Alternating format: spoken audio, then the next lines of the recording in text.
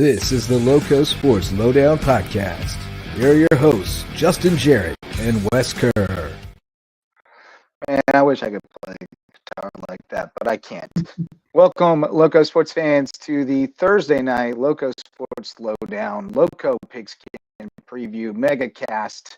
It is also opening night of the NFL, and my Kansas City Chiefs are playing. So it's a great night. You having a good night, Wes?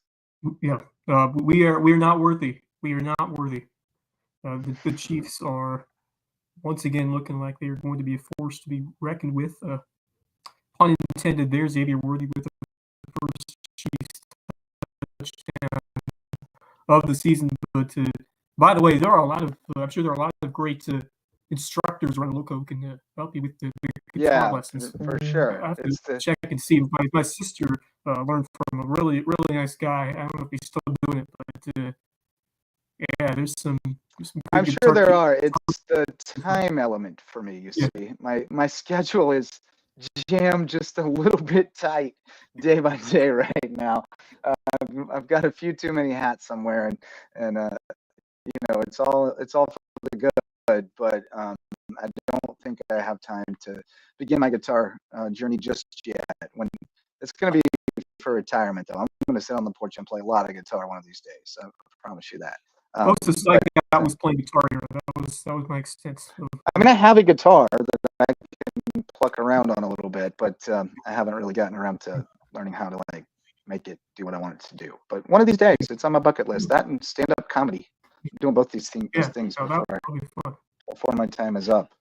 But anyway, this is the Lowco Sports Lowdown, the Lowco Pigskin Preview. Max Arraj has joined us earlier than expected. I would have put you on the intro if I knew you were popping in the first minute. But we're expecting you around 10. Great to see you early. Got a decent amount to talk about tonight. Already got one friend in the green room. Marcus Walsh is waiting around to talk high school football with us. WHHI taking the week off from their broadcasting this week. But Marcus will be wearing a Lowco hat, so to speak. He doesn't really do hats, but he'll be putting on his Lowco hat on Friday night, going out to Hilton Head High and reporting on that game for us afterwards on Lowco Pigskin Live. So definitely looking forward to talking with him later on. Got the link out to a couple other friends. We'll see if they pop in. The Stricklander is out in Branchville tonight for Patrick Henry volleyball. I'm sure he's eager to talk about that game at Buford Academy on Friday. Tim Alonzo should be joining us a little bit later on. He's on carpool duty or car pickup duty, brother pickup duty tonight. But he'll be joining us a little later to talk football. And a couple other things going on around the area. We took last night off. We were all just kind of beat, and there wasn't really a lot of new stuff to talk about. And none of us were ready to go at 9:30. So I was like, maybe this is a sign. We should just take one off. But last night, the one big thing that caught my eye was May River Volleyball sweeping JP2. It was three close sets, like 25, 22, 23, and 21 or something like that, or 22, 21, and 20. But JP2 had been unbeaten, and that gives us a little bit of a frame of reference at least, because May River went three sets in a three-set match with Bluffton and lost. So that kind of gives us a little bit of an idea of kind of where the tiers are now. But JP2, looking like a quality Skeeza squad and going toe-to-toe with May River in each set, just not able to get over the hump. But this is a good sign for May River. Yeah, great. And that's a good sign for Bluffton. So, everything's going to be fun. Right. When you see the apples, oranges, apples to apples more so, when you see these teams competing with each other. But great effort from JP2. As you said, all three sets were very close, 25-21, 25-20, 25-22. So they were all very tight. Excellent performance and showing from the Golden Warriors, putting up a good fight against the Sharks. But couldn't find the consistency that they needed on defense. But a strong night for Lily Termini with 9 kills. Emma McKamey picked up 5 as well. And then Kaylin Giese and Lily Lutheran with some stellar performances with both over 13 digs, which is very impressive, especially with a 3-set match. You don't have much opportunities to put up those numbers. So you need strong defenders to come up with those digs in order to stay alive and keep points throughout the match. So excellent job for Lutheran. And this JP2 squad, pretty solid. That's an interesting group to watch out for. But May River, strong performance. Swing once we get the round robin going in 6-4A, and some big matches coming up. All around for Lowco to see JP2 with a really, really good fight against the Sharks. Yeah, definitely good. And I was looking to see if I could find anything from tonight's volleyball, because I think there was a tri-match or quad match at Bluffton, but I don't know that I'll see anything right away. So if you have information about the volleyball tonight, Bo Gwynn, no, May River wasn't involved, but Brady Satcha, somebody who was at that one, let us know what happened. Here's something cool though. We had Brecken on the other day to let us know about the Peach Belt Mascot Challenge getting started. Finnegan from USCB. Yeah. Finnegan is back on Finnegan top. brought it home. It was real dicey in the semis. I forget who we were up against, but it was real dicey. We were down big. I started getting blown up by Bracken and Gina, like, make your students vote. And I was like, they can't have their phones in school. But G stories, and we got her done. Oh, Javon's got some highlights from Bridges and over the board. Finnegan, that's outstanding. Two-time winner. Yeah, man. Back-to-back champ. Undefeated, I believe, as the Peach Belt. Well, lost last year, but won it 2 out of 3 years, I believe. What? Did you lose me? Sorry, I think I may have lost both of you for a second. No, okay. I'm not sure what's going on tonight. Huh? Gremlins? Volleyball, which is coached by one of our favorites, Roger Wilson. Well, that right there was pretty much what done it. Yeah. That's the all-time quote. That right there was pretty much what done it. A year ago, and he's the 1A. The Bridges Prep Buccaneers. Great. In the Bridges Prep showing why they were so dominant a year ago. I think they have most everybody back from that team too, and they were solid last year. Yeah. Can't wait to see what the new one has in store, especially when you get into the bigger matches of the season. But Bridges Prep once again showing their prowess to begin with a dominant straight set win. But you can check out the full highlights from Buford's own on YouTube. Those guys do a phenomenal job of bringing us high school sports live in real time. They're stretching out and getting all over the place. God. That's good stuff. What was that? I'm just watching the chefs? Yeah. Travis Kelsey, one hand grab. Holy crap. Let's take it.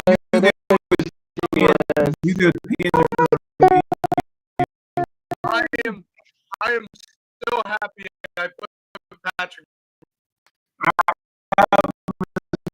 Two of them and Hurts on the other.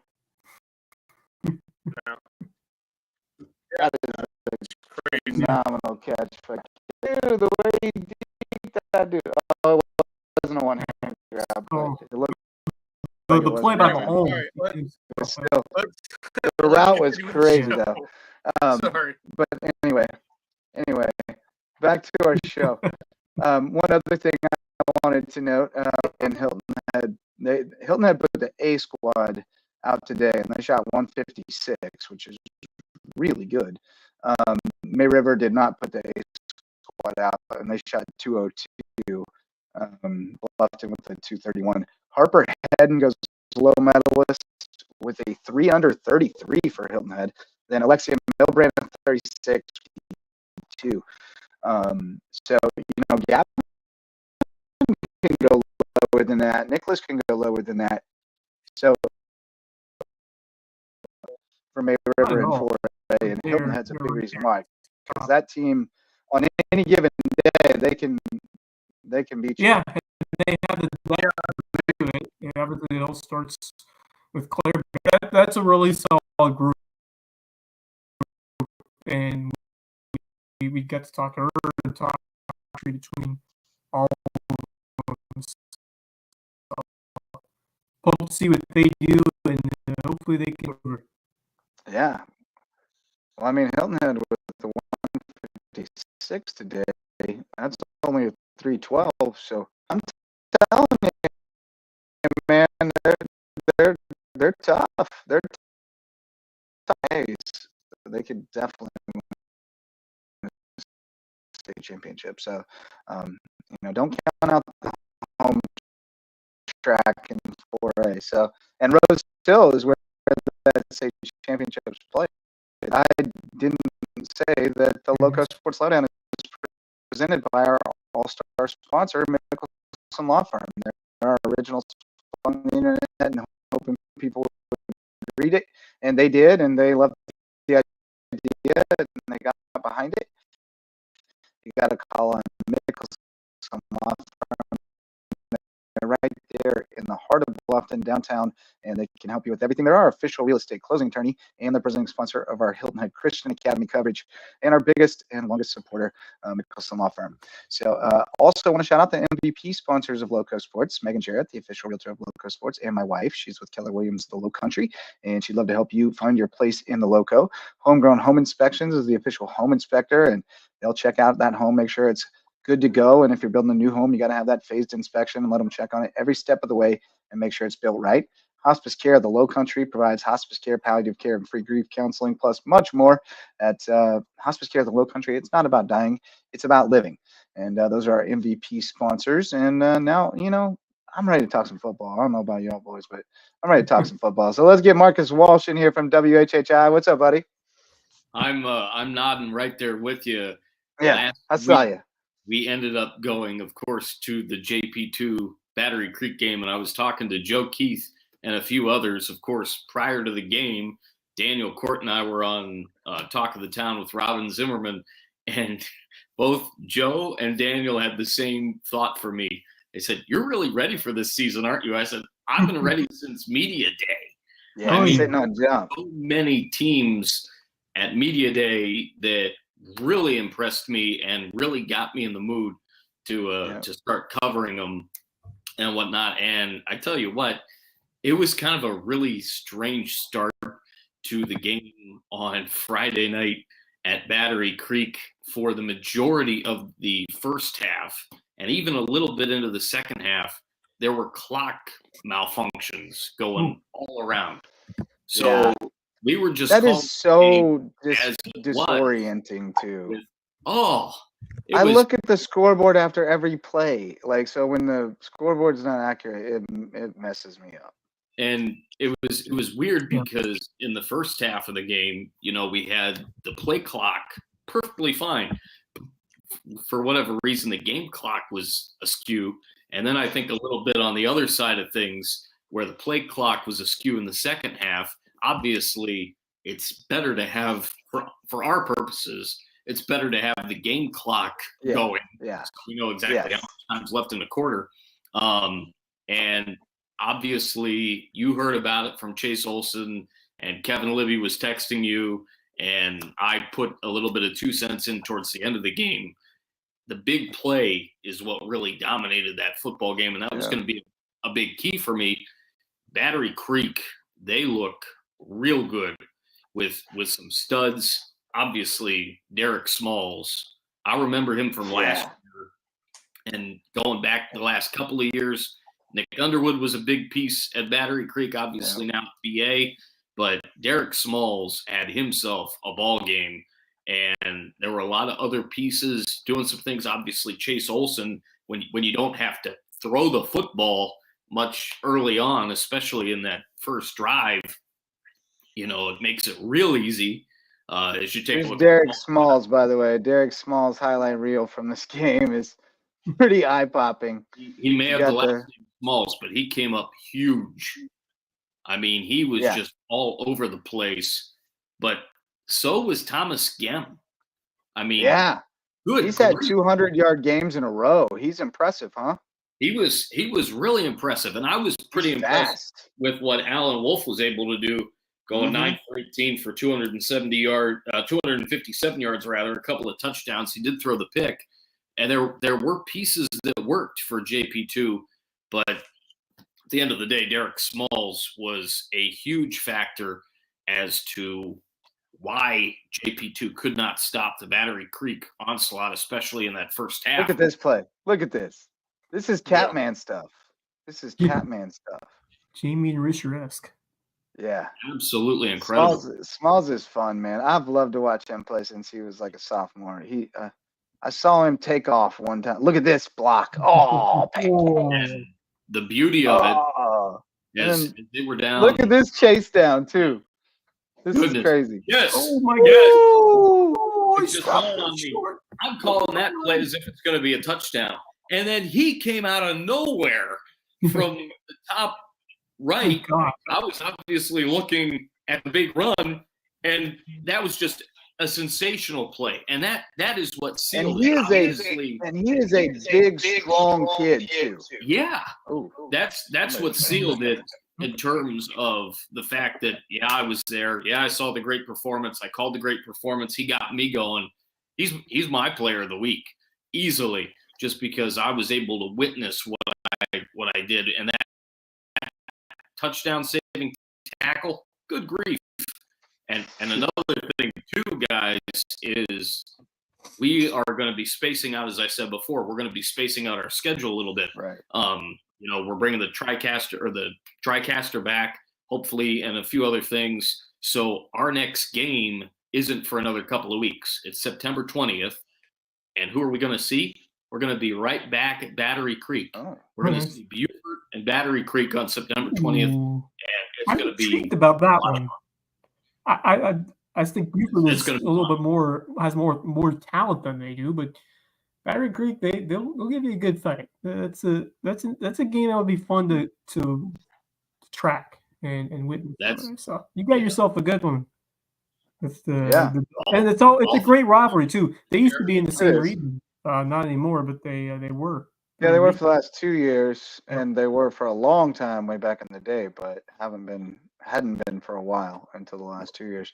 But no, it's a good rivalry. I mean, I think this is probably I don't know when the last time Creek had a better team than this, but this is the best Creek team that has played Buford in a number of years. So, I think they're going to get up for that game. I think Buford's got too much for them in the trenches. But Smalls is legit. Like he's a big bodied kid who moves like that, and that's hard to find. He looks like he can play at the next level somewhere. Yeah. And Freeman's legit too. Olsen is a great leader, and he's unselfish. He doesn't care what his stats look like at the end. He wants to get a W. So they've got the pieces there. They're still working on the trenches, but I love Susie. They've been in the weight room. I'm glad to see them having some success, and I do think that they have a chance to be pretty decent this year. But for our player of the week, before we get too deep into this week's games, we should vote on our player of the week. So you boys ready to do that? Are you prepared? Do you have a winner or a vote? Wes, who you got for your player of the week? Do you need a reminder of the ballot? Yeah, if you can put the ballot here. I kind of have an idea of who I'm thinking of. All right. Well, I'll let you start off, Marcus, because I know that you already have yours picked, and you just mentioned him. Yeah, I'll mention it again, but I do want to mention that I've seen a huge shift in the mentality of Ed Susie from year one to year two, and it's only going to help that program out even more.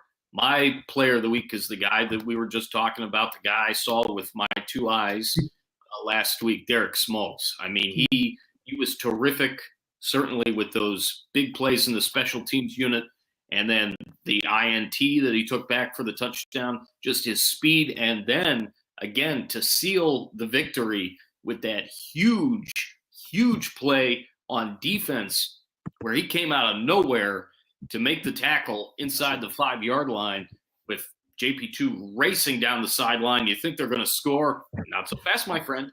Not so Smalls fast, is an animal. friend. I cannot wait to see him in action with Chris Tremblay filling in for Daniel Court.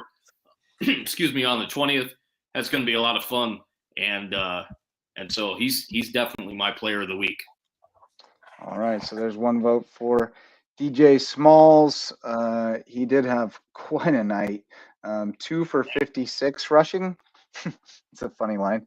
A 70-yard touchdown on a kick return or punt return, and a 58-yard interception return. I think he already also had another pick, didn't he? Like, I don't know. He had a huge game. I believe he did. Was all over the place. There's your ballot, Wes and Max. Either of you ready to cast your vote? Yeah, I'm between a couple. Yeah, I know. and It's tough, it's dude. between- There's some monster games in it's there. a very tough choice. You kind of have to, distinguish who are you playing against? Who'd you do it against? Who'd Right. you do it Like against? if you do matters. it against a team that's not as talented, it's different compared to a team that has looked pretty good, and Right. that is why I'm going to give it to Tony O'Banner against the Carleton Prep defense that came into this game playing really well. Tony O'Banner absolutely torched them, 260 and 3 touchdowns on just 13 carries, and was 7 for 7 through the year for 94 and another touchdown. I mean, you talk about who you Yep. did it against and the way that O'Banner executed out there against the Carleton Prep team. Like I said, they did their job a week ago, or that first game of the season, shut down JP2, and O'Banner absolutely gashing him in this ball game. So, Yeah. lots of great choices, but I'm going to give some love to the Thomas Herod Rebels this week with Tony O'Banner. But once again, a ton of very deserved candidates this week. Indeed. Oh. Max? All right. Here's why I'm not going to go with Tony O'Banner. And while he had a great week, this is the reason I'm not going with him, because I was originally thinking him, but this was a Carleton Prep defense that was missing, Yeah. I believe, 3 starters on defense, I think. I have to look back on my notes from the game. But I think they were missing quite a few starters on both sides of the ball. And, yeah, I think Tony O'Banner still would have rushed for a crazy amount of yards, because even if they were missing starters, he was going to bulldoze over them anyway. But I think for that reason, I'm going to go with Reed McCollum. I think I said last week on this show on Thursday night, I was like, the one thing I'm looking for out of Reed McCollum is for him to be able to run and pass efficiently. And I hadn't seen his passing game enough yet. And going into that game last Friday against Bethesda, that's what I wanted to see out of him. He did just that, 31 of 40 for 321 passing yards, 2 touchdowns, and then I believe he had 2 rushing touchdowns as well on 68 rushing yards. So for me, I think that's why I'm going with Reed McCollum in this one. But it was really tough for me to decide between him and Tony O'Banner. All right, so we now have 1 vote each for Tony O'Banner, DJ Smalls, and Reed McCollum, which gives me some power. I'm not going to penalize Tony O'Banner for the other team having injuries mostly because I don't know how many of these other teams had injuries. For all I know, Andrew Jackson and West Ashley and everybody else was down 3 starters. But I'm going to go with Tony O'Banner as my player of the week, because you play the game, not the opponent, and that man put up numbers in a game that we thought was supposed to be close, and it was not close. So I'm going Tony O'Banner. That makes it 2-1 to 1, but still it hangs in the balance because the fan vote is basically like VMware 2, sort of. It's worth 1, and then if it's tied, the fan vote is the tiebreaker. Right. But So disaster is averted because Aiden McCarthy has won the fan vote. So he has one vote, and that means Tony O'Banner is the LowcoSports High School Football Player of the Week for week two. Week two. Well deserved, I think. I mean, when you look at the numbers, that's the guy. I was almost inclined to go Asa Haskins, though, because 170 total yards on 10 touches against a West Ashley defense that shut them out a year ago is really impressive. But, a lot of that credit goes to that offensive line, which a lot of the credit for Tony's goes to the offensive line, too. But when you're averaging 20 a carry, you're doing something downfield, and that dude was also 7 for 7 passing. Just a flawless performance. And so I just couldn't knock him because I also was told they were down 2 starters and only one was really critical from another perspective, perhaps. But I'm going TOB. So with that, we can shout out our next round of sponsors, and we can officially turn the page toward week 3 of the high school football season. Our varsity sponsors: DDS Web Design, builds, hosts, and maintains websites for businesses and nonprofits. Find them at ddshhi.com. Parker Law Group serves legal needs across Colleton, Hampton, and Jasper counties and helps us shine a light on those counties so we can celebrate more deserving teams and student athletes. Dr. Ambrose Coles, our official chiropractor. He's at Rooted Living Wellness in Bluffton, and he'll get you feeling right, mind, body, and spirit. And Reverence Wrestling Club is the official wrestling sponsor of LowcoSports and the presenting sponsor of the Loco Grind. And you can take your skills on the mat to the next level over at Reverence Wrestling Club. Great spot. I was just talking to my buddy a little while ago, who Jay Alfonso from Jay's Barbershop. He was hanging out over at Reverence tonight. Jacob was getting in some work. We had to do a show there last year. It was a ton of fun. We should do another on-site visit. We do. I love those, especially once it gets late in the season, and we get those on-site opportunities. It's a ton of fun to do those live shows. So but before we move on to this new week of football, congratulations are in order to a pair of Loco stars named Players of the Week from the South Carolina Football Coaches Association. And we have 2, including May Rivers' own Xavier Polite, a beast on the line, helping the Sharks to a 2-0 start on the season. A terrific job once again, paving the way for that run game and also some great work defensively. And then over from Richland High School, Cordell McLean on the 1A lower state ranks, wins the lineman of the week. Yeah, McLean did have a really nice game. He had a bunch of tackles for loss. But I was surprised he got that award. They gave up 32 and a bunch on the ground.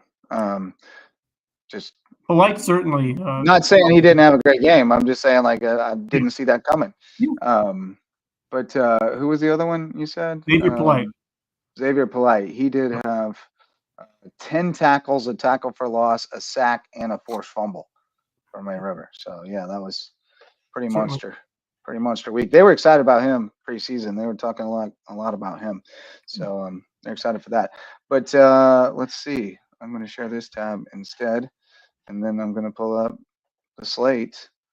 It looks funky because there's a break, but maybe we can just return it down. There we go. So there we go. There's the slate. Let's start, since we were just talking Battery Creek and JP2. Let's start there. Battery Creek going to Keenan, which I had heard a rumor that the Keenan coach was fired. I don't know if that's true.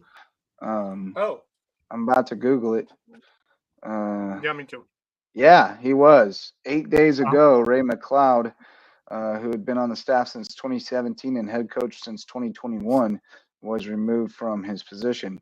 So, a little turmoil there in Keenan, and that could perhaps play a factor. And Battery Creek riding high, got to go on the road, but riding high after a win. Keenan sitting at 1-1, I believe. Let's see. Yeah, they just lost a tough game, 12-8 to Pendleton after beating Dreer in a 3-point game. So they've been in 2 close games. I don't know. I'm inclined to feel pretty good about Battery Creek here. I don't know that I'm prepared to make a definitive pick yet. But what do you guys think about this? Can Creek do it on the road? I am prepared to make a definitive pick based off what I saw last week. It's only up from that first win, and obviously they looked really good doing it against a scrappy John Paul II team. I think, especially hearing the news that you just relayed, JJ, I think they go on the road to Keenan and they get the win outright. Give me BC. Ooh. All right. Outright. What's the line? I'm not sure. It's just the way I said it. But yeah, All right. I'll take it outright. I'll give you just a little more frame of reference. So Keenan lost 40-37 to Dreer. The next week, Dreer beat Cardinal Newman. No, Keenan lost to Dreer. Keenan beat Dreer, then lost to Pendleton. Oh yeah, Keenan beat Dreer. Sorry, 40-37. The next week, Dreer beat Cardinal Newman 33-13. So if you're playing the transitive property game, Cardinal Newman is worse that's a tough than trip for Battery Creek. Love Coach Susie, what they're doing. I think I'm going to go Keenan at home against Creek, but I'd love to see Creek, this Dolphin team, put up a strong fight in this ball game. I probably going to go with the Keenan Raiders to win this game. Yeah, I don't know yet. Um, I'm still weighing it. Max? This one's up in the air for me. Yeah, me too. Coaching change thing can go either way. They already played their first game. They already played their first game with the new coach. We've seen a lot where that new coach gives you an added boost. It can go either way. Yeah. If it was a bad situation, then it can. They had a 100-yard rusher and a 100-yard receiver last week. It kind of depends. Like a threw a couple picks, lost a fumble. Go the other way. I think Creek's got to force some turnovers. I think if that defense can continue to be opportunistic and go get some picks, that Keenan threw 2 picks last week, lost a fumble. So I think, if they can go punch him in the mouth, I think they got a real good shot. But I think it can also go the other way in a hurry on the road. So it's tough. Yeah, I'm going Homer, man. I'm going Homer. I'm with Marcus. I'm going Creek. Creek on the road. Give me the Dolphins. Yeah, I'll go Creek. I think they showed me something last week, that they have that fight in them. They showed that to me. Learning how to win. They showed me that against Hillman Christian Academy, even though they lost by 10. They showed me they could fight and try and do their best to stay in the game. I think that Keenan team, they scored 40 points in their first game against Dreher, and you go into a tough and then they opponent. scored 8. Yeah, against what is a solid Pendleton program, and Pendleton's had some solid football teams over the years. So that's a team that's always right there in the rankings. I think it's gonna. I'll go with Battery Creek, but I think it's gonna be close. I'll go like a touchdown difference between the two. Should be a tight game. Yeah, I'm gonna say it'll be a weird score too. It'll be like 22 to 19 or something. No hard feelings. I love what Susie's doing. Yeah, yours is the more heady pick. In the right direction. There were a few years where you felt it wasn't. I feel like this year it certainly is going in the positive direction. Agreed. And yours is the more heady pick. I think the smart pick is Keenan. I think they're the favorite. We're all getting caught up in it a little bit, but I do believe this team is capable of beating some people. And I think that win last week is going to go a long way. So I think Susie made the right call, by the way, scheduling the Skeeza teams early and just letting that team get some reps in real speed and get some confidence. And I think they're going to be a dangerous matchup. So taking it to the other Beaufort school, Beaufort at Phillips Simmons, really interesting matchup and a really dangerous spot for Beaufort now, sitting at 0-2. I know it technically doesn't matter until you get to region play, but you do not want to be 0-3. Phillips Simmons is 1-1, and they have had, it's hard to tell. They beat Hanahan by 2. They got smoked by Lucy Beckham, but they should. So, I think it's a pretty even matchup. I like Beaufort on the road. I think they're going to be a little bigger in the trenches, a little more physical, and they have Samari Bonds. But I think it's going to be a dogfight, and they're going to have to battle it out to get the dub. I completely And here's agree. Tim Alonso joining us, by the way. We'll take Beaufort as well. I plan on seeing them against Goose Creek next week, and then, of course, we'll have the game against Battery Creek in 2 weeks. You can never count out the Beaufort Eagles, especially when they're under the tutelage of Bryce Lybrand, in my opinion. I'll take the Eagles. Give me Beaufort in this game. I feel like they're due. I feel like they're due for a big performance. And we kind of saw in spurts last week against a really, really good Greenwood team. Just a couple of mistakes kind of decide that game. I just feel like I don't see this team. I mean, it could happen. Philip Simmons is always a dangerous team. I just think Beaufort is really going to correct some things and make sure they execute well. Always difficult on the road, but I do think they get it done and get in that win column for the first time in this 2024 season. Yeah, sorry, I got a lead on a wrestling mat. Yeah, I'll go with Beaufort. I think this is a good game to see what Philip Simmons has, because Philip Simmons a couple weeks from this game will be playing Whale Branch, so this is a good game to get an idea of what Philip Simmons looks like in terms of what their team looks like as a whole this year, and how they're going to match up against Whale Branch in a couple weeks from now. But I wish they were in that region. Right. I wish they were in that Whale Branch Hampton region. That would be fun. Yeah, them in Woodland. I think Beaufort wins this one. They need this win, and if I'm being honest, I think they need this win. You don't really want to go down 0-3, especially losing to a 2A program. It's a solid 2A program, but another former region rival. I think if you walk away losing this game, I think some questions are going to be raised about what this Beaufort team looks like, right? After Friday. Yeah. Because I mean, remember Lybrand's first Beaufort has. Remember Lybrand's first year when they were like 0-5, and then they finished 5-5. They switched quarterbacks. Yeah. Haley got hurt, and Ferris went to the option with Ferris. I'm going to go with Beaufort. I think Beaufort has too much talent over Philip Simmons. I think Beaufort wins this one by 14. Yeah, that sounds about right to me. Yeah, around 2 scores. Yeah, I'd probably agree with you. Yeah. All right, so everybody's on Beaufort. Easy enough. And then on to the one you're going to be at, Marcus, at the Nest on Hilton Head Island. Aiken coming in to Hilton Head. Seahawks at 1-1, and they won the first one big at Stall, as they should, and then they lost 24-0 to James Island. Derek Raniszewski did not play in that one. I don't have a report on Raniszewski's status, but that obviously is a big factor. And I think if he's available, they're a different team. Although Jeremiah Walters held his own pretty well. Defense played well against James Island. Aiken is a 0-1 team, 4A team. Lost 37-13 to a really good Ainer team in week 1, and then had last week off, bye week, to pick up the pieces. So, I expect them to come in here ready to play, but I think I like the Seahawks at home. I like that ground game. Ainer's a heavy run team, and they were able to, handle themselves pretty well on offense against Aiken. Aiken has one really tough running back, but I feel like the Seahawks can, do enough on defense to limit him. And I think that Hilton Head's ground game is going to get going this week. I like the Seahawks by 10-14, somewhere in there.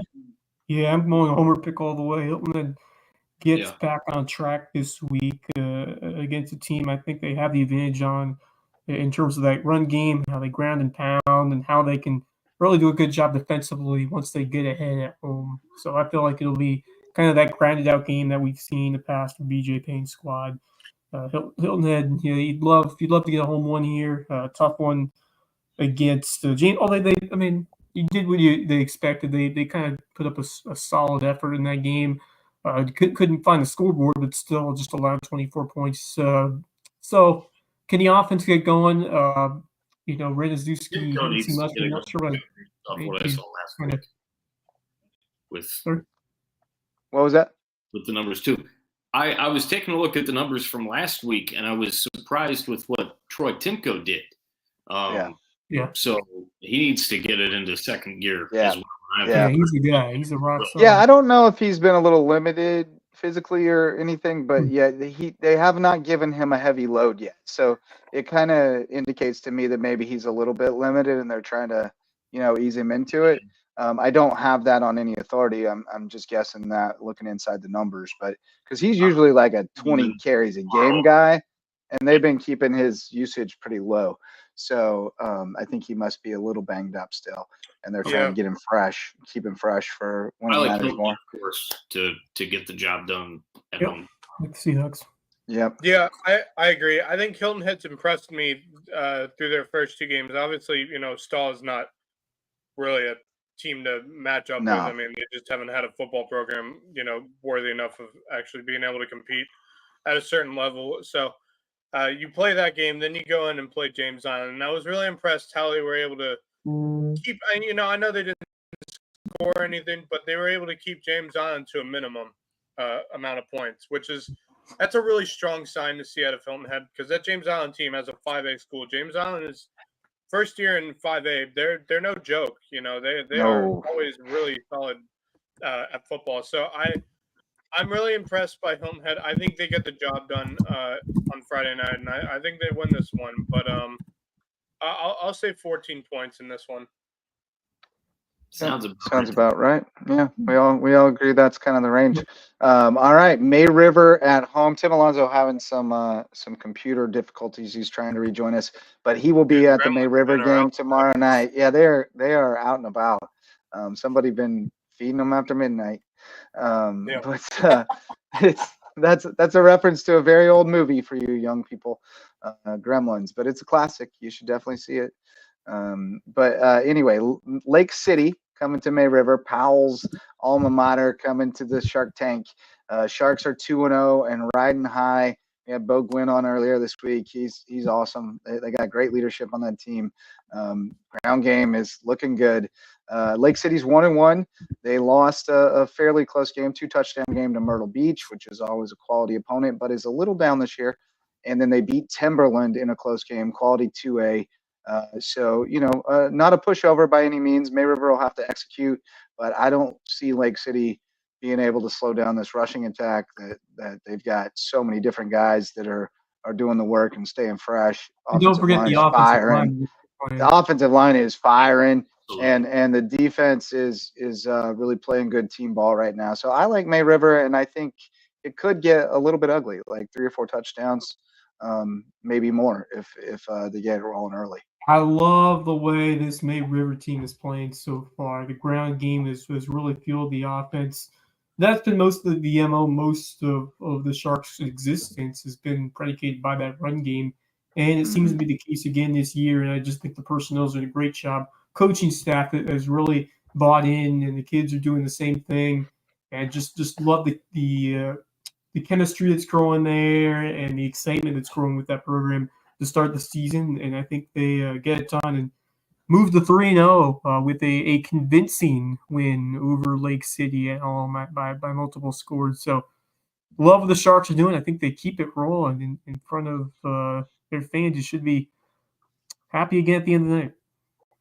I couldn't agree more. And as you guys know, from August 1st to today, I've been really, really high on May River. And right now, it is looking like they and Bluffton are a little bit ahead right now of Hilton Head and Buford as far as Ray goes. I was thinking that May River may take the region. Wow. I'm undecided on whether they're ahead of Buford.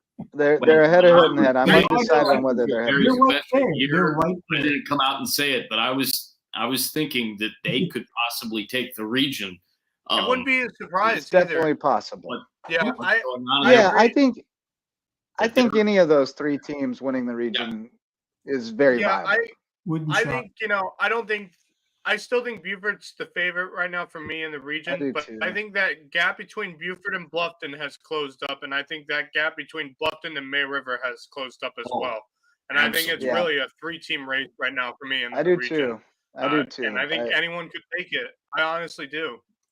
I think the most likely scenario is actually a 3-way tie. But Beaufort was the tier of its own. Like they were a tier of its own. Now I think there's like a 3-team top tier in Beaufort, Bluffton, May River. I think they're right all there. I think a 3-way tie with one loss might be the most likely scenario. Like I really do. I think it's even enough that you can't really predict how that round robin is going to come out. There's too many weird things that can happen in high school football. But speaking of Bluffton, they got a bit of a mismatch this week. They're going to Savannah Country Day, which is 0-3. Now, I think these are probably pretty good teams they've played. And I won't discount them entirely because they played Porter Goud and they lost 23-3. But we know that holding Porter Goud to 23 is pretty good. So the defense has got a little bit of juice, but they only scored 3 against the defense that wasn't that good. They got shut out the previous game after losing 22-21 in their first game. So I think Bluffton wins this one going away. I think there's some big numbers put up on the Bluffton side of things. But we'll see if that defense is legit. Maybe they can keep it close. But I have a hard time thinking Savannah Country Day is going to be able to match up defensively against everything that Bluffton can throw at you. And the emergence of Holly has been a key important part because we thought that it was going to be, we knew Aiden McCarthy had a chance for a breakout season. We're starting to see it. And then on top of that, you have the wide receivers led by Carnell Warren, but you forgot we didn't know about Holly. He kind of emerged. Because he's only a sophomore. We didn't see him last year. Yeah. So but he's legit, though. Threat, an important one because you have to recognize, respect the ground game now. And this Bluffton offense is looking kind of difficult to match up with, as you said. Now it's never easy to go over to Savannah and play any team over there. They've got some talented squads. Savannah Country Day taking a couple lumps early. They have that desperation. I think they're going to play a strong game against Bluffton. I do think Bluffton, I like them a little more. It's far from an easy cakewalk for Hayden Gregory's squad this week, but I will go with the Bobcats, and they will stay unbeaten. A good win in Savannah against the Hornets, I believe. They are the Hornets. Yep, I'm going Bluffton again as well. I'm going to go Bluffton big. I'm really looking forward to seeing them certainly against Hilton Head and then May River later on in the year. This Bluffton team, much like I was saying about Beaufort, and for that matter, May River and Hilton Head, 6-4-8 teams. It's all about who they have at the top, and Hayden Gregory has done a remarkable job with that team. Just absolutely phenomenal. I'm going to take home run higher. What a higher. Yeah, I mean, he came in, he brought big energy. He brought a little flash, a little style, he brought a fun brand of football. And it had been a funeral on their sidelines the last couple of years. There was just no energy in the crowd. There was no energy, and he has lit a fire. Like it feels like the Ken Cribb days, like we're going to be flashy. We're going to do all the photo shoots and the videos, and it's going to be fun to play Bluffton football. Everybody's going to want to be a part of it.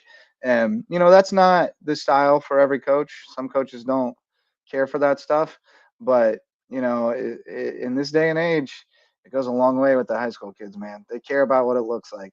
And like an old school coach tries to train the kids to not care about what it looks like. But, there's also something to be said for just like not dying on that hill and just letting them have fun. I'm actually a little more on the I care. I would rather you not care what it looks like. I would rather you care about what happens, not what it looks like. But you also got to make it fun. You got to make kids want to be a part of your program. You got to do that somehow, some way. And, I think they've done a pretty good job of kind of walking that fine line where we're going to have fun, but we're going to hold you accountable. And that's what you have to do. You have to have that other side of it. But man, they've brought out the heat, and it's going in the right direction. And they haven't missed a beat on offense with the offensive coordinator change. Sean Sater, I believe, is the OC now. He's doing a heck of a job, and they got a really good coaching staff over there. So, good call there. Colleton County going on the road Colleton County at home against Lower Richland. Colleton County on the road. They are on the road, I believe. I'm on Lower Richland's schedule right now. That's why I got twisted up. Lower Richland lost their opener 35-34 to Lugoff, who's no joke. And then they wallop Spring Valley 41-7. I don't like the way this is shaping up for the Cougars. It's looking like 0-3 in Walterboro. Man, I feel bad sometimes. Like, Kinlock's doing a great job. I hate it. I hate it, man. I love man, Kinlock, it looks like 0-3. It's another level that we're seeing from Lower Richland right now. That's a tough matchup. Very tough matchup on the road. I don't think I can vote for Colleton County this week. Fool me twice. Shame on me. Fool me 3 times. What the hell am I doing here, man? I think in this game, I think Colleton County just does not have enough to match up with this team from Lower Richland. So I can't go against Colleton County. I can't vote for Colleton County this week. After 2 losses that were pretty disappointing for the Cougars, I can't vote them this week. So I'll take Lower Richland, and I will too. I just have a feeling it's not going to be a close one either. Yeah, I'm afraid not. I think it could get ugly. I hope they can right the ship, and I hope it's this week, but I don't really think it's coming. Yeah. Not this week, but hopefully next week. It's always next week, right? And finally, I think this is our last. No, it's not. We still got more. Yeah, a couple more. I thought it might be our last high school league one, but I still got one more high school league one. We do. 2 more high school league ones. Hampton County is at Silver Bluff. Ooh, Surprisingly, Silver Bluff's 0-2. Silver Bluff's 0-2, but they've lost to 2 pretty quality 4A squads. They lost 35-18 at South Aiken. They lost 33-12 to Strom Thurmond. Throw the records out, I think, on this one. This is a rivalry game. They've been in the same region a lot of times in the past. When they're not, they almost always play each other non-region. It's 2 powers in 2A. And it's going to be Donnybrook, and it's on the road for Hampton. So, I think it's going to be a really good game. I'll take Hampton by 2, maybe 3 touchdowns. But I think it's in doubt into the second half. I'll take Hampton as well. It's going to be a great game. It's going to be a terrific game. Love the way the Hampton County started, but this will be obviously their toughest test so far on the year. Two teams that certainly have shown a lot the last couple of seasons. Of course, the second year for Hampton County, but just going back to the way Hampton and the Estill days, they've always been strong programs as well. But it's always been Silver Bluff's always been right there at the top of whatever region or classification that they have been in. So looking to see another tremendous contest between those 2 teams is Silver Bluff's up around Aiken. Yeah. I think. I didn't make my pick yet. My bad. I'm gonna go Hampton County in a game that is less than a touchdown. Decided by less than a touchdown. I was thinking 7 points or less. All right. It's gonna be tight. I think it'll be a touchdown game going to the 4th, but I think. By the way, Silver Bluff is a 3A school this year. I was looking at. Oh, really? They're a 3A school. They're in the same region as Fox Creek, Keenan, Newberry, and Swansea in Region 4 3A. Okay, I didn't realize they had moved up. I will. I'm gonna go Hampton County. I think it could be close, but I don't think it will be. I think I think Hampton County will. I agree with Justin here. I think it'll be close going into the fourth, but I think Hampton pulls away. I was pointing at my one-time peanut bar and my Estill Fighting Gators souvenir basketball. One time, baby. Number one, Hampton number one. Yeah, I think Hampton stays number one this week. Then we got my boys, the Canes from Hardyville, traveling to East Clarendon, which beat Ridgeland last week 32-14. Blew out Scotts Branch 32-0 in week one.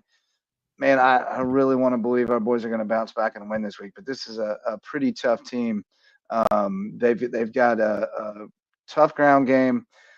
I really want to believe we can win this game. I do believe we can win this game. I want to believe we're going to win this game.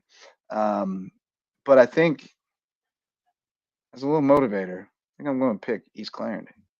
I want my boys to prove me wrong tomorrow. I want them to be a little bit mad at me tomorrow and go out and prove me wrong. All right.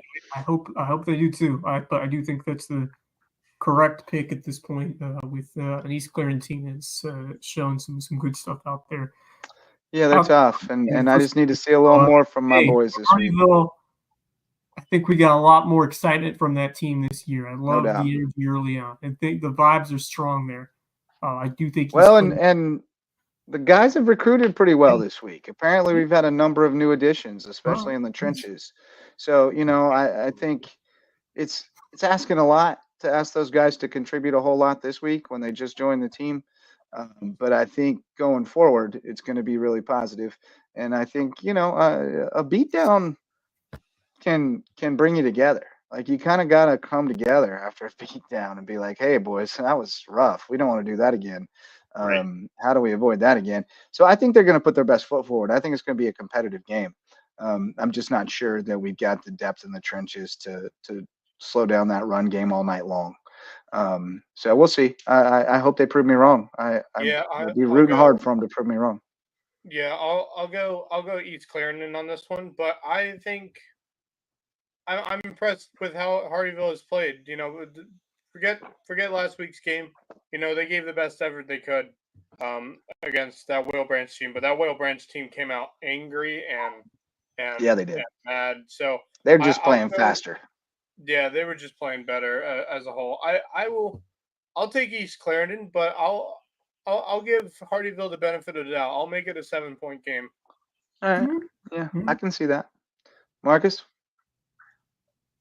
I was thinking East Clarendon, but I think I go back to what I did a couple of weeks ago with Whale Branch, thinking that they were going to keep it close against Bluffton. They got their doors beat down.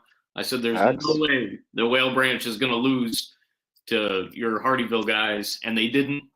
Hardyville coming off a tough loss. I'm going to call for the win. Hardyville wins tomorrow against East Clarendon. Let's go. Go Canes. I appreciate it. There's one of my Hurricanes, Morris. Country Mo checking in. Mr. J. Country Mo, did you go to football practice today, Country Mo? He's trying to join the football team. I call him Country Mo because he talk kind of slow, but he's my boy. He's going to be a future Sandshark Game Day Network contributor. Nice. All goes well. I'm pushing him to USCB. Already told Bracken I got somebody coming. Yeah, he's a good little photographer. All right, in our final high school league game on the slate, we've got he just needs his physical. We've got a Lowco on Lowco battle with Ridgeland at Whale Branch. That's going to be the home opener in Seabrook, so should be popping out there. Wes, you're going to be, or Max rather, you're going to be in the house in Seabrook. We had Zoe and Dayon on the other night. Saw how hyped they were to play at home. So Ridgeland's got some juice, especially on offense. Well, both sides. Ridgeland's got some juice, but I think Whale Branch coming out strong again at home. I think they put this one away shortly after halftime and start getting the subs in there. I agree. I mean, Whale Branch, huge win last week coming off the tough loss like I mentioned. And I love what Ridgeland's been doing the last couple of years. Certainly we've talked about it going back to 2 years ago when I called the opener when they got, I think, dang near shutout, if not shutout. I think it was a shutout, 43. Yeah, against May River in the rain. Oh, it was a rainy day that day. Torrential. Daniel Court was out there braving the elements, interviewing players after the game. But Jaden Jones had a monster game that night. That's what I remember. I was trying to think of who it was. He had like 260 or something crazy like that. They were able to get the victory at the end of the year, and then looking at what they did last year, and it seems like they're continuing that momentum amidst everything that's going on there. But Whale Branch just has too much. I'm going to take the Warriors, and I'm going to take the Warriors by at least 2 touchdowns, could even be 3. Yeah, I think it's 28 at least. I'm excited for this game. I can't wait to be there. You know, my first time being at a Whale Branch football game. So you boys better hype me up, man. I'm ready to go for it. I'm going to go Whale Branch. I don't think Ridgeland has enough to hold on to Whale Branch. I think Whale Branch is just too talented compared to this Ridgeland team. I'll go there. I'll take Whale Branch by 3 touchdowns. Yeah, I think this Whale Branch team has woken up after what we saw week 1. I don't think, as you said, the team you saw or week 0, whatever. Yeah, they're gone. I think week 1. We're going week 1. Yeah. But you're not going to see that team again, I don't think, as the season goes on. I think they learned from that. I think they've woken up, as I said, and it's going to be a different group when we see them once again like we saw last week. So I think Whale Branch does the job and wins pretty big and defends their own, which is it's always a live environment, always a fun place to be at when they're playing well. Last time I was there, unfortunately, they lost to Bamberg Earhart in the region title match. Bamberg Earhart. I think they'll get it done tomorrow night. Yeah, that was a bummer. Although that Bamberg team, although that was a bummer for Whale Branch, that was a fun game to watch because that Bamberg team was really fun to watch, man. They executed so well.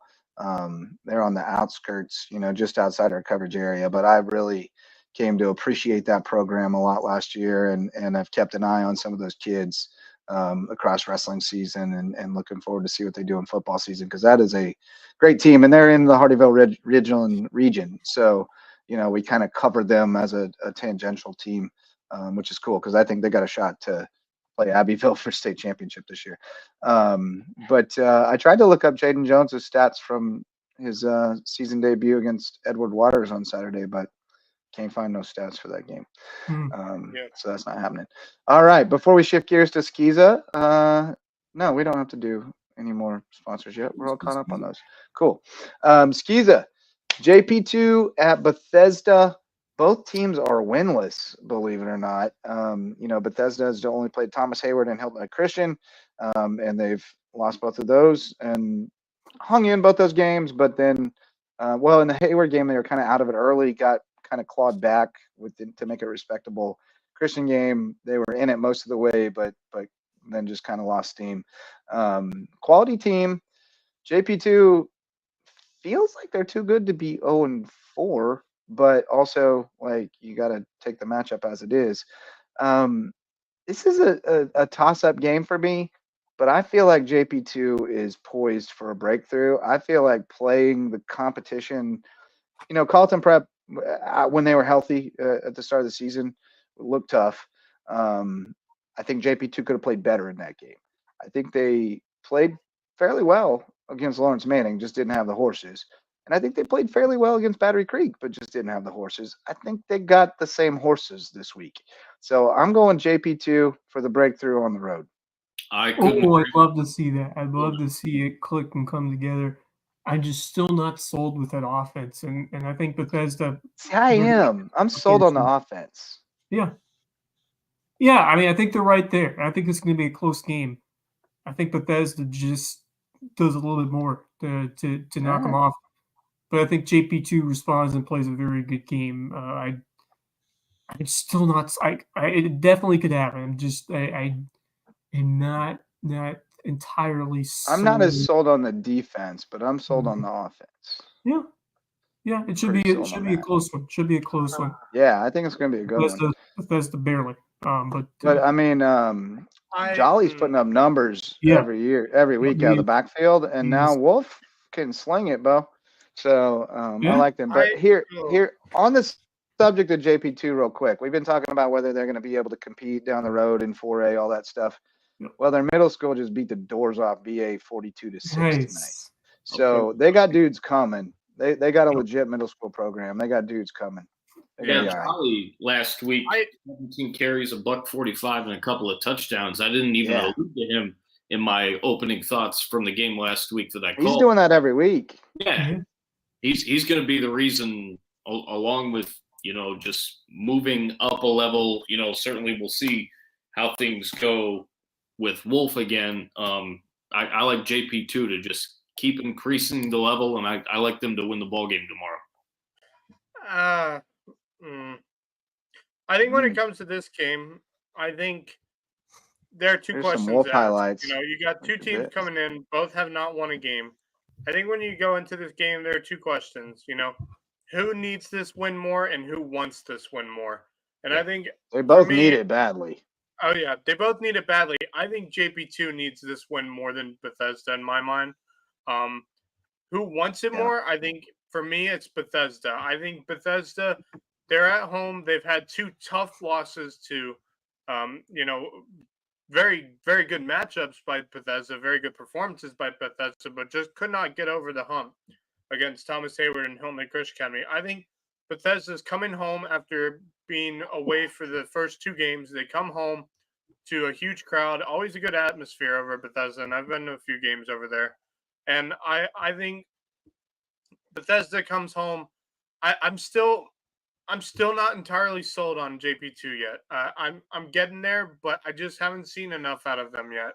So for those reasons, I think Bethesda wins this one, but I think it'll be close. I think they're evenly matched teams. So I'll give Bethesda the win by I'll go 3 points. Ooh, all right. Yeah, I mean, I think it's a super evenly matched game. I do. Who wants it more? We'll know when the pads be popping. That's when you find out who wants it more, is when the pads start popping. I think with Bethesda's home advantages, I think I have to take Bethesda here. I would love to take JP2, but I'm just not sold yet on them. I mean, if you go transitive property, Creek was 15 points better than JP2 and 10 points worse than Hillman Christian, so that's 25-point gap. Christian beat Bethesda by 20. So, we're definitely within the margin of error of the transitive property predicting football games. Yeah. Well within the margin of error, because it is a wide margin of error. But, I think it's a pretty even matchup. I don't know, man. I think that JP2 team has kept playing hard, even when they were out of games, and that has impressed me. Bethesda has as well. They both teams fight. That's going to be a fight to the finish. It's going to be a good game. It should be great. All right, Wes. Here's where you and I will be, because I need to shoot it for the Buford, the Island News. So I'll be there for the first half. Patrick Henry at Buford Academy on Ladies Island, the Isle of Ladies. Going to be a good one. Who you boys got? It's going to be. This is a tough one to pick. Patrick Henry. We all picked Whale Branch, Mo.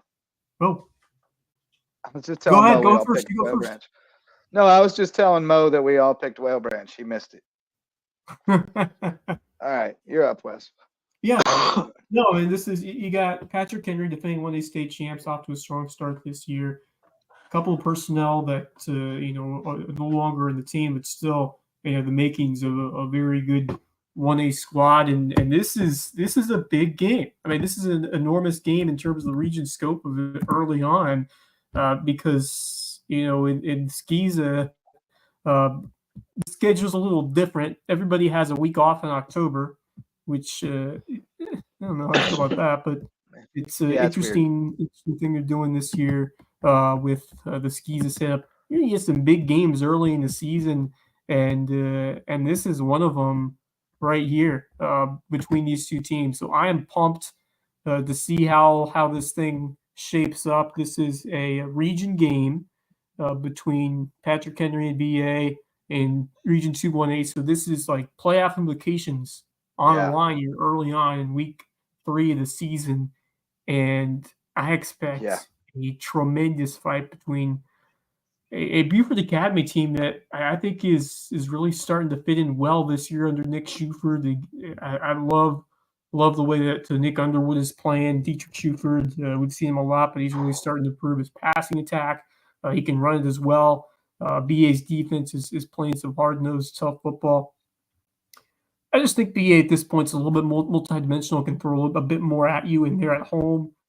So I like Buford Academy a little bit more, but I could see either team coming away with this ball game. It should be a terrific atmosphere and a big crowd on hand. Yeah, I agree. I'm going to take BA. Obviously, I talked about Nick Underwood earlier with what he was doing at Battery Creek, and then he transfers over to Buford Academy. That dude can play. And obviously what the Shufords have been able to do, certainly, and they're putting the pieces together at BA to take those next steps going back to when Mark Clifford was there. And obviously they're going to keep on rolling. I'm really looking forward to this one. I'm glad that you both will be there because I was debating on heading out to Buford Academy to see this. So, I'm glad that both you guys will be out there since I decided to go to Hilton Head.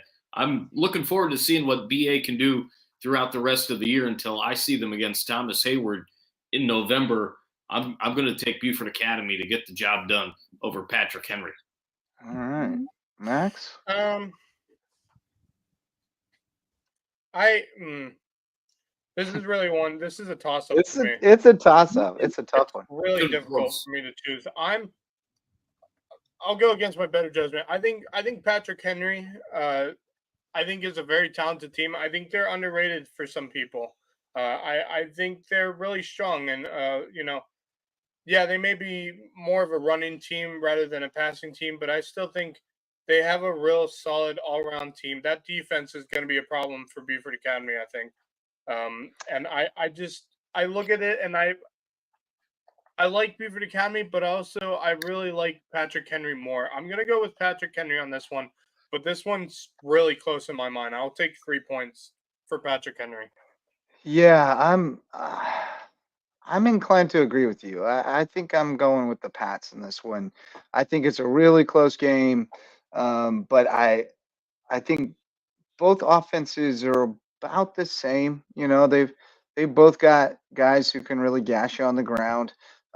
They'd rather run it than throw it, but they'll throw it a little too. BA a little more multidimensional on offense, as you mentioned, Wes, but I'm a little more sold on the Patrick Henry defense at this point. They almost shut out Academic Magnet, which is Academic Magnet, but Academic Magnet beat Military Magnet last week. So I think that was a pretty impressive win for me, going and beating a 2A on the road, and then they handled Clarendon Hall like they needed to. Defense has been really solid. So, I think for me, the difference is the Patrick Henry defense. I think they're going to come up with a big stop when they need to, and that'll be the difference in the game. But I could definitely see it going the other way. I think it's a last possession, type of game. But I'll go Patriots. So we're split down the middle on the big Skeeza game of the week. And then we got Thomas Hayward at Orangeburg Prep in the last 11-man game on our schedule. We've also got the cross game, but Hayward 2-0 going up to Orangeburg Prep. They probably grew the grass up real tall and ran the sprinklers all week at OP. Try to slow them down a little bit, but they've been known to do that at OP. But so I'm told. I've gone up there a couple times when the grass was pretty thick, and I've heard stories of it being real thick and wet. But I think Hayward. I think Hayward rolls, man. I think they are locked in right now. I think they're on a little bit different level. Locked and loaded. Give me Hayward and give me Hayward big. Give me more Tony O'Banner heroics. Best player on the field. Oh, yeah, I don't know. I'm looking at Orangeburg's schedule to start off the year. I know they played Wilson Hall tough. They lost by 3 it'll points. Be a game. I think it'll be a tight game. I think I still like Thomas Hayward though. They beat Andrew Jackson Academy outright. Yeah, Andrew Jackson's not very good. Andrew Jackson lost to Faith Christian. Yeah, they did. That's the thing. I'm going Thomas Hayward, but I don't think they run away with this one. I think Orangeburg is going to fight hard. This is a big home advantage for Orangeburg, and I've been up to a few games at Orangeburg, and that atmosphere is no joke. So I'll go Thomas Hayward, but I don't think they run away with it. I think this remains a close game. I'll go Thomas Hayward by 7. Ooh, got it close. Everybody's on Hayward though? Yeah, I don't think it's a blowout, like a blowout, but I think it's like 3 touchdowns. Because Orangeburg always has solid teams, and they have a great coaching staff over there who knows how to, adjust and make adjustments throughout the game. So I think it's closer than what people expect. So's Carleton Prep. So's Carleton Prep. We're not going there. I think Hayward's got this one, but maybe they slip up. Maybe they're overlooking them. You never know. It can happen. They are teenage boys after all. If Tony, I don't know how much time you've spent with teenage boys lately, but they're capable of making bad judgments at times. Yeah. Well, and not giving their best effort. Playing the way he does, that's I think Thomas Hayward. That dude.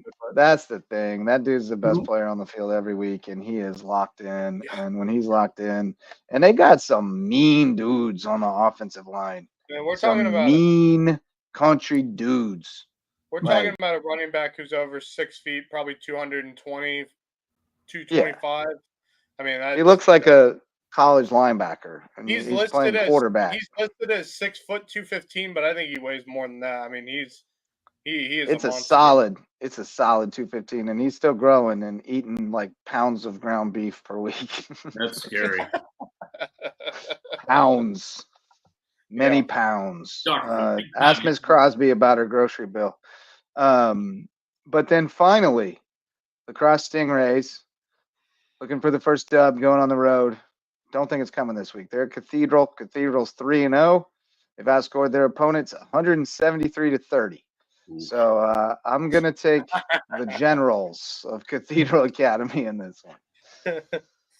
I agree. I mentioned it, a couple of weeks ago. One of these days, it's going to be a jubilant celebration when Cross wins. Sorry, guys, not happening.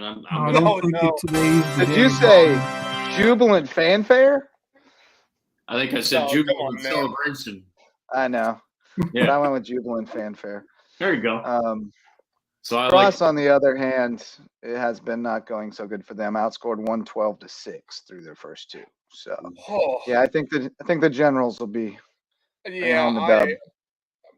I'm going with you on that one. There's no doubt in my mind. Nobody's going out on a limb and taking the Stingrays on the road. That Cathedral team is no joke. I saw some highlights from some of their games. I was watching it. That they are, oh my Lord.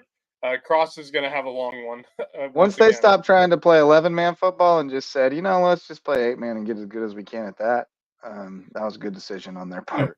And I think Cross has finally made that decision too, which is good.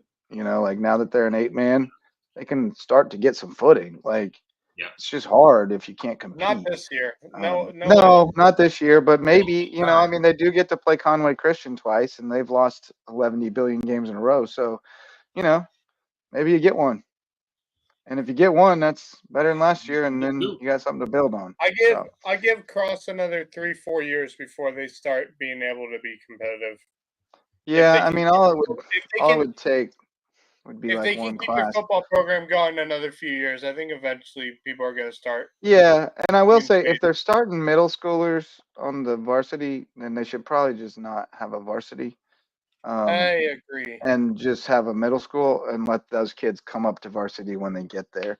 But I don't know enough about what's going on there to say that for sure. I'm just saying, if that's the case, it's hard.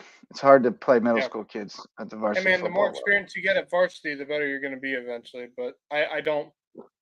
Yeah, but it's got to be. You got to put kids in a position to be successful at some point. Yeah, that's the other thing. I want to see Cross win. I really do, but I do too. I want everybody to win, man. Yeah, that's what we love the most is to cover wins. Ain't no competition. We can all sign up to cover our teams win, and we love to see. Yeah, man. Yeah, man. That's what it's all about. I guess USCB women played Southern Westland to a 1-1 draw today. Yeah, and, but shout out. We're probably going to do that at the end. Yeah, to the freshman who just got her first collegiate goal in her first game. I mean, that's impressive stuff right there to come up and right away and produce for your team. So huge props to Sophia Willis, who we'll be talking about in the broadcast on Saturday. First collegiate goal to equalize that contest at 1, and they hung on for the season opening draw. Back at it on Saturday, Sand Shark Gaming Network, 1 o'clock against King University. 1 p.m. kick at Finland Fields. That's a great little venue. I love games back there, back in the trees. We got some other stuff going on Saturday, but before we get to that, Lowco Booster Club supports us, so please support them. Court Lifestyle Pros, Daniel and Debbie Court with Charter One Realty, and they want to bring you home to Hilton Head Island. Eagle Creations has promotional items, custom apparel, and custom gift baskets. Go check out their shop on Argent Boulevard to see what they can do for you, and check out the Lowco swag that they provide. Jay's Barbershop, the place to be in Ridgeland, whether you need a haircut or not. If Jay's not there, he must be over at Reverence Wrestling Club with Jacob, getting ready for trying to win a Skeeza State Championship this year. But that's the place to be. Go get your haircut at Jay's Barbershop. You might even see one time gets his haircut over there. That's in downtown Ridgeland. Barefoot Floor Care, the Low Country, Chris Odom and team, getting your floors so clean. Your feet will thank you. Hudson's Seafood House on the docks. Get it Andrews Way if you want to have the best po' boy in town. Best place on Hilton Head to catch a sunset, get a cocktail, or grab brunch. Hudson Seafood House on the docks, the presenting sponsor of Under the Bus, and Hurricane Sports Cafe in Hampton. Place to be if you need some bar food, I guess you would call it. Great bar food over there at Hurricane Sports Cafe. I recommend the Hurricane Burger. That thing is banging, but you can't go wrong. Everything on the menu that I've had has been good. That's our Lowco Booster Club. I was mentioning that we do have a few things going on Saturday, including that soccer match. Also a volleyball tournament at Whale Branch, the Warriors Showdown, and Javon and the team from Beaufort's Own will be broadcasting that. So if you want to check out some high school volleyball, I know Beaufort and Hampton County will be in that. I'm not sure who else. But that will be broadcast on Beaufort's Own. So check out the Whale Branch Warriors Showdown volleyball tournament on Saturday. Warriors got a big win against Battery Creek the other night, so I'll be riding high going into the tournament. Any parting thoughts before we go, fellas?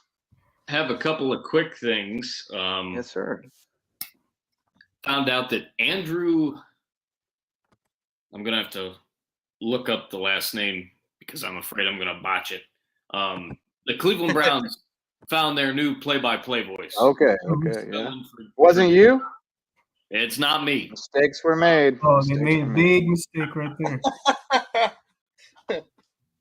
Yeah, live from Hilton Head, South Carolina, broadcasting the game in Cleveland. It's Marcus Walsh. Climb up the Cleveland. No, they'd move him. By the way, hey, how about those Guardians? They're looking good. Yeah, they're looking good. Yeah, they are. It's a fun season for sure. So you and Bob Stevens are riding high. Yes, absolutely. Andrew Scalafiano is calling the Browns games this year, formerly of the NFL Network. Siciliano. Andrew Siciliano. Yeah, the guy from the Red Zone. He was the best. Yes, he is the guy, and I believe he's a Cleveland native. Raised there. So he called a couple of games last year. It was just announced today because I was like, who's going to take over for Jim Donovan? Somebody has to. So it's definitely him. And time is of the essence. Going to be really interesting. That's very funny because a guy who used to be like having to check in on so many games at once, and now you're putting all your attention to one game and one game only. Wanted to add a couple other things just because the season's getting rolling. The Marcus Walsh show is we're figuring some things out, and with my schedule and Kevin's schedule, it just hasn't happened in a while, to say the least. But with the college football season well underway, I made my prediction for the national championship. It probably won't surprise very many people. I'm going to go Ohio State over Georgia. I really think that the Buckeyes have a great chance to do some special things this year, and certainly getting a very capable quarterback in there. I really am high on Ohio State. I'm very high on Georgia, and they certainly did well in week. I saw that Clemson game and was quite impressed, although Clemson certainly has a lot of things to shore out, but Georgia certainly looked like a number one team out there. So we don't have to talk about the Clemson game. I'll leave it there. But I do have some more parting thoughts. I would take Georgia against the field, frankly. It's going to be. It's not a bad call. I don't know, dude. Jeremiah Smith, that wide receiver for Boys, Ohio State, man. is no joke, man. If Yeah. you want someone to replace Marvin Harrison Jr., that's Jeremiah Smith, man. I don't know if y'all saw him. All That right. dude is a Well, monster. this is for you boys who believe in Ohio State year after year. Woo! Oh, No, that's hey, for people who believe in Clemson year after year. Yeah, well, how did Ohio State do in their bowl game last year? I can't remember. Yeah. Oh, wait. It was not good. We got any Mizzou stuff back there? It was very How do we not have surprising any to Mizzou me stuff back how poorly that went. There it is. There it is. I knew it was back there somewhere. Tigers. Yeah, my Z. Yeah, that was not a good night for me. Yeah. We're I going to like be in the Baltimore. playoff. I don't know if we're going to win it, but we're going to be in the playoff. I like Baltimore too. Yeah, and Gerhardt's with me down with OSU. He's for that team up north. With the Super Bowl. I As y'all think, call I it. don't know, dude. That Over Georgia San team. Fran. Should I remind everyone that Georgia team was without Trevor Etienne against Clemson? Good point. That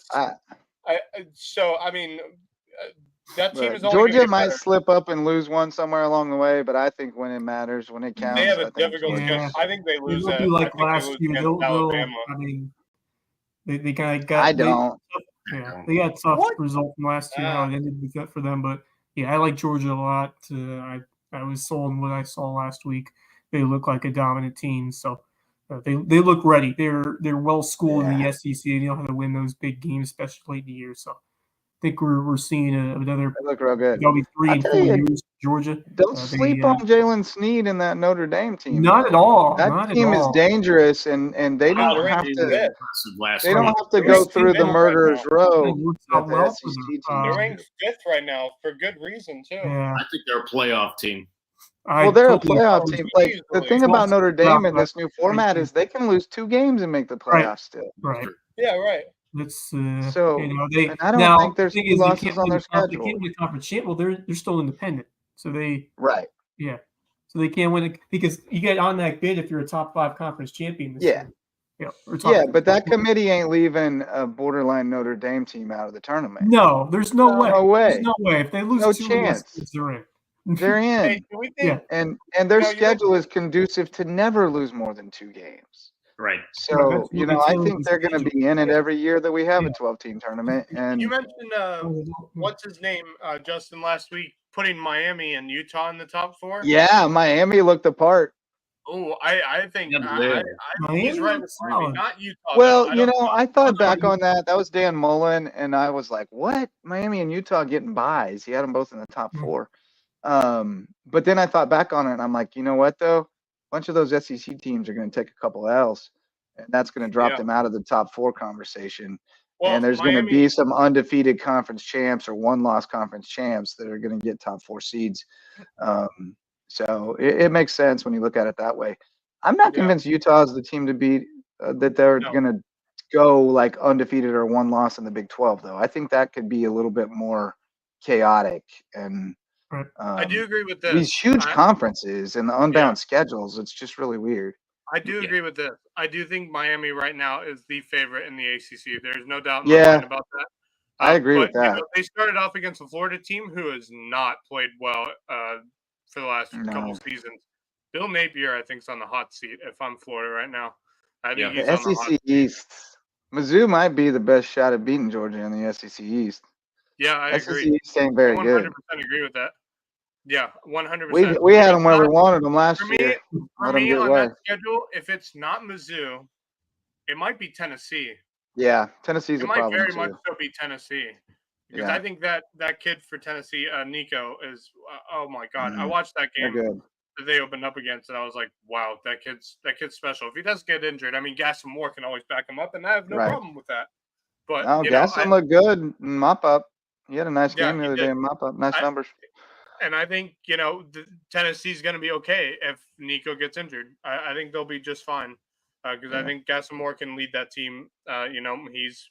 He's played a few games. That'd be cool to see. So That'd be cool. It would be really cool to see. Fun match. State Saturday. My Clemson Tigers, man. I'm scared right now. I'm really scared right now. Yeah. They have there's Appalachian reason. State, and I just have a weird feeling that Appalachian State's gonna take home some money and I don't know. potentially win. I don't know how much they're paying. Dabo, It's a dangerous Dabo game. is kind of the last few years. He's I think Dabo's going to go Jerry Hatcher on him this week. I feel like he would. Never can they might be mad as Hornets on Saturday in a early season game. You don't do that. Yeah. So yeah. I want to see. All right, boys. All right, I have another party thought before we go. Yeah. One more thing. Back we go does... to tennis, the U.S. Open. Oh yeah.